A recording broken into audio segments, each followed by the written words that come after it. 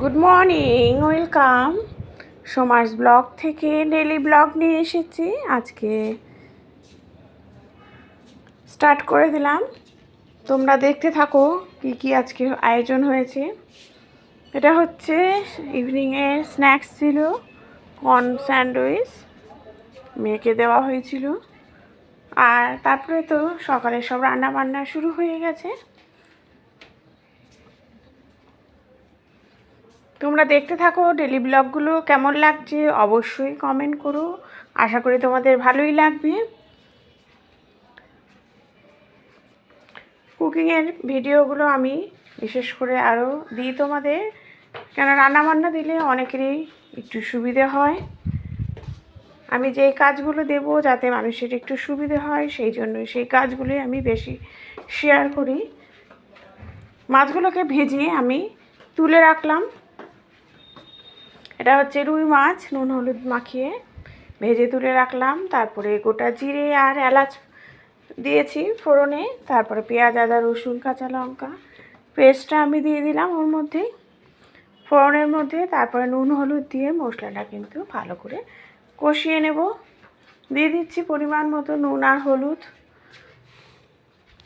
মশলাটা দেখো কতটা ভালো করে কষাচ্ছি। আরেকটা কথা, এটার মধ্যে কিন্তু একটু টমেটো সসও দিলাম, আর যেই পেস্টটা করেছিলাম এই পেস্টটায় কিন্তু ধনেপাতাও দেওয়া আছে। তারপরে মশলাটা কিন্তু আমি ভালো করে কষিয়ে নিচ্ছি। পেস্টের মধ্যে কিন্তু আমি বারবার বললাম যে পেঁয়াজ আদা রসুন কাঁচা লঙ্কা পেস্টের সাথে কিন্তু আমি ধনেপাতাও দিয়েছিলাম, ওটাও পেস্ট করে নিয়েছিলাম। খুব দারুণ স্বাদের হয়, এইভাবে করে একবার দেখবে। একটু টমেটো সস দিয়েও মশলাটা কষিয়ে নিলাম। তারপরে দিয়ে দেব মাছগুলোকে একটু জল দিয়ে, জলটা ফুটে গেলেই মাছগুলোকে দিয়ে দেব। মাছগুলো দিয়ে কিন্তু আর একটু ভালো করে আমি ফুটিয়ে নেব।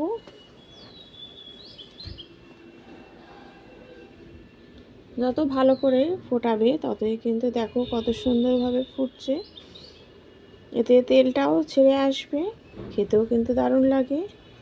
তারপরে বরবটি আলু ভাজায় নুন দিয়ে দিলাম, দিয়ে হলুদ দিয়ে একটু ঢেকে ঢেকে রান্না করব, কারণ এই বরবটি কিন্তু বেশ শক্ত, সেগুলো নরম করতে গেলে কিন্তু ঢেকে ঢেকে একটু রান্না করতে হয়।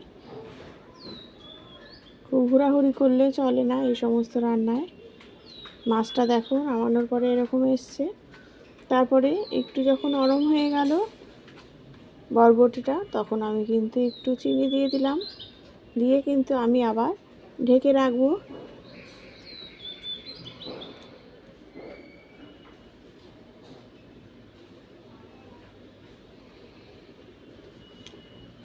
ধনেপাতা বাটা করেছিলাম, ধনেপাতা বাটা, মাছের কালিয়া, আর বরবটি আলু ভাজা।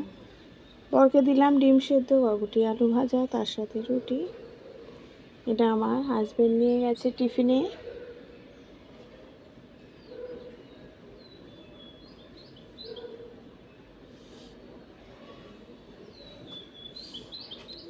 আরেকটা রান্না দেখাচ্ছি তোমাদের, এটা হচ্ছে মুড়ি ঘন্ট। মাছের মাথা দিয়ে মুড়ি ঘন্ট করবো কিভাবে। নুন হলুদ মাখিয়ে নিলাম, মাখিয়ে নিয়ে তেল গরম করে কিন্তু আমি মাছগুলোকে ভালো করে, মাছ তো না মাথাগুলোকে আমি ভালো করে ভেজে নেব।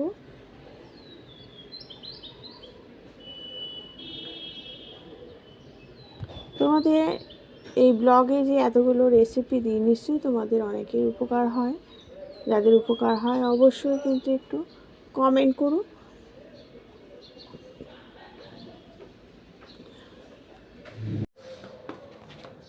মাথাগুলো ভালো মতো ভাজা হয়ে গেলে আমি তুলে নিলাম। তারপরে দারচিনি আর গোটা জিরে আর একটু রসুন ফোড়ন দিয়ে ভালো করে আমি, রসুনটা যখন স্মেল বেরিয়ে আসবে ততক্ষণ আমি এটা ভাজতে থাকবো। তারপরে দিয়ে দিচ্ছি আলু, আর ওর মধ্যে একটু পটল দিয়েছি, আর তার সাথে পেঁয়াজ দিয়েছি। একবারে সব একসাথেই ভাজা হয়ে যাবে। একটু নুন দিয়ে ঢেকে রাখবো, ঢেকে রাখলে অনেকটাই মজে যাবে। নুন হলুদ দিয়ে দিলাম।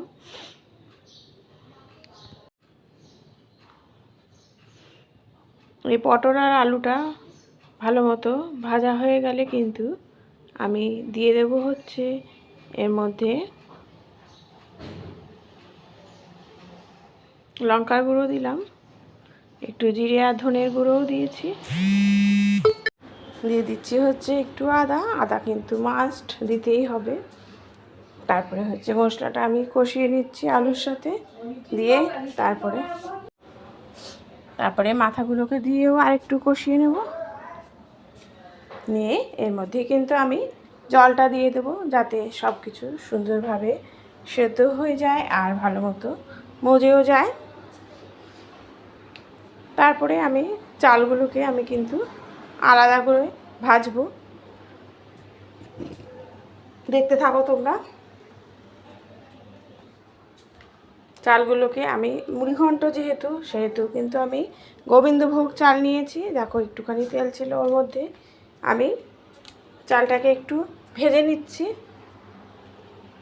ভেজে নিয়ে তারপরে কিন্তু আমি এই চালটাকে ওই যে আমি মাথাটা মুড়িঘণ্ট রেডি করছিলাম ওর মধ্যে দিয়ে দেবো। দেখতে থাকো তোমরা, তাহলে বুঝতে পারবে এই মুড়িঘণ্টের রেসিপিটা, তোমাদের অনেক সুবিধা হবে।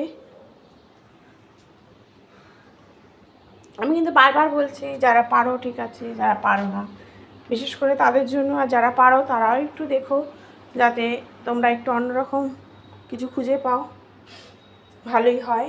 এই আমরা সেটাও করি অনেক সময়, অনেকে রান্না দেখি জানলেও, কারণ নতুনত্ব যদি কিছু খুঁজে পাই ভালোই লাগবে। দিয়ে দিলাম এর মধ্যে, তারপরে কম আঁচে ফুটতে দেবো। দিয়ে দিচ্ছি হচ্ছে গরম মশলা, আর কিন্তু মুড়িঘণ্টে ঘি কিন্তু মাস্ট দিতেই হবে। দিয়ে দিলাম ব্যাস একটু চিনিও একটুখানি চিনি না দিলে কিন্তু টেস্ট খুলবে না। চিনি দিয়ে এটা ঢেকে রাখলাম। ঢেকে রেখে দেবো চালটা সব সেদ্ধ হয়ে একদম যখন সুন্দরভাবে কাই হয়ে যাবে, দেখো কতটা কাই হয়েছে।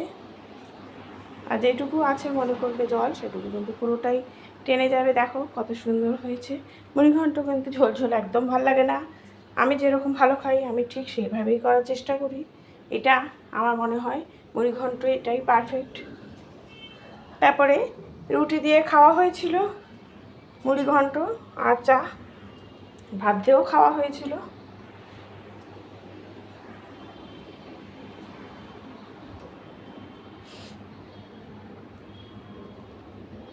Thank you.